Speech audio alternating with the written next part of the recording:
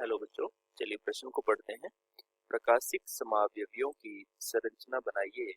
यौगिक दे रखा है Cr NH3 की whole twice Cl2 En plus आवेश, यानी कि ये एक धनायन है और संकुल धनायन है, या हम इसको जटिल धनायन कह सकते हैं। इस धनायन की हमें बतानी है कि इसकी प्रकाशिक समावयवी कौन कौन से होंगे। मुख्य अवधारणा देखते हैं। मुख्य अवधारणा, और मुख्य अवधारणा में हम लिखेंगे जटिलों में प्रकाशिक समावयवता। प्रकाशिक समावयवता, जो प्रकाशिक समावयवता होती है जटिलों में, वो किस तरीके से होती है। हमें जो यौगिक दे रखा है वो है एक धनायन जटिल संकुल Cr, जिसमें केंद्रीय परमाणु है NH3 का होल ट्वाइस Cl2 और En का मतलब है एथिलीन डाइएमीन, और ये धनावेशी श्लोक पर, ठीक है। तो हम इसके ज्यामितीय समावयवी बनाते हैं, समपक्ष और विपक्ष रूप बनाते हैं। और हम जानते हैं कि ये जो क्रोमियम है हमारा, है ना, ये जो केंद्रीय धातु परमाणु है, इसकी समन्वय संख्या जो होती है, उपसहसंयोजक संख्या इस यौगिक के अंदर कितनी है? 6 है। अब जो 6 है तो ये अष्टफल की संरचना रखेगा, और अष्टफल के संरचना में इस तरीके से हमने 6 बंध दर्शा दिए। अब हमने इस तरीके से एक Cr और इस Cr से 6 बंध बनाता हुआ एक और संरचना हमने इस तरीके से दर्शा दी। अब हमें क्या करना है, इससे लिगेंड जोड़नी है और समपक्ष और विपक्ष रूप बनाना है।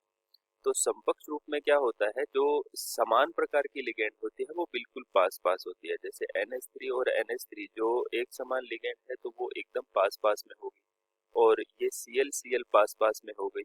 और एथिलीन डाइएमीन जो है वो एक द्वितंतुक लिगेंड है, तो वो इस तरीके से हमने जोड़ दिया।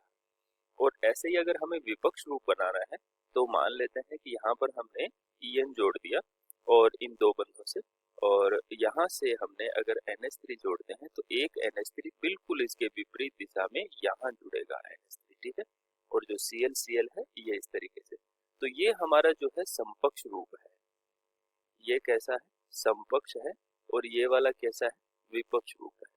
अब हमें क्या करना है, इसके प्रकाशिक समावयवी बनाने हैं। तो हमें पहले ये देखना होगा कि क्या ये अणु असम्मित है या सम्मित है, और फिर इसका दर्पण प्रतिबिंब बनाना है, ठीक है। तो हम इसका जब सम्मितता देखते हैं तो इन दोनों ही अणुओं में कोई भी सम्मिति का तल उपस्थित नहीं है। अगर हम इस En के सापेक्ष इस तरीके से काटेंगे तो भी ये सम्मित नहीं दिख रहा। NH3 के, यानी कि इस NH3 वाले तल के सापेक्ष काटेंगे तो भी हमें दिखाई नहीं देगा, ठीक है। और ऐसे ही अगर हम इस दूसरे वाले अणु में देखेंगे तो यहाँ पर भी सम्मिति का कोई तत्व नहीं है। हम क्या करेंगे, इसका दर्पण प्रतिबिंब बनाएंगे।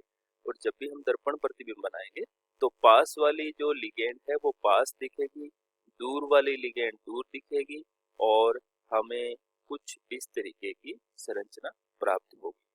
यहाँ पर ये हम विपक्ष रूप का देख लेते हैं और ये समपक्ष रूप का स्थिति देख लेते हैं। इस तरीके से ऊपर जो है En जुड़ी हुई है, तो वो En हमें यहाँ इस तरीके से जुड़ी हुई दिखेगी पास, ठीक है, एथिलीन डाइएमीन।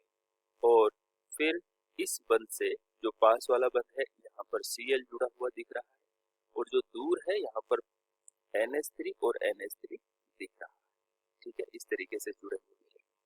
अब यहाँ पर फिर से हमें वही En यहाँ मिल जाएगा, और यहाँ पर NH3 दिखेगा, ये वाला NH3 यहाँ दिखेगा, ठीक। और फिर Cl, इधर Cl और इधर NH3। तो ये इसके D और L रूप है। जो हमारा अणु है, जो हमारा धनायन है, तो इस धनायन के ऊपर धन आवेश है, तो हमें इस तरीके से हमें धनावेश भी दर्शाना है। इस तरीके से चारों के ऊपर, चारों संरचनाओं के ऊपर हमें धनावेश भी दर्शाना है। तो ये संरचनाएं ऐसे है कि ये ज्यामितीय समावयवी इसके कितने हैं? 2 है, जिसमें समपक्ष और विपक्ष रूप है। और दोनों ही समपक्ष और विपक्ष रूप जो है, दोनों ही इस यौगिक के या इस धनायन के प्रकाशिक समावयवता दर्शाते हैं, और दो दो रूप बनाते हैं। एक यदि D होता है, दूसरा L रूप होता है प्रकाशिक समावयवी, ठीक है। तो इस तरीके से इसके 4 प्रकाशिक समावेशी बन जाते हैं। आशा करते हैं आपको समझ आया होगा। धन्यवाद।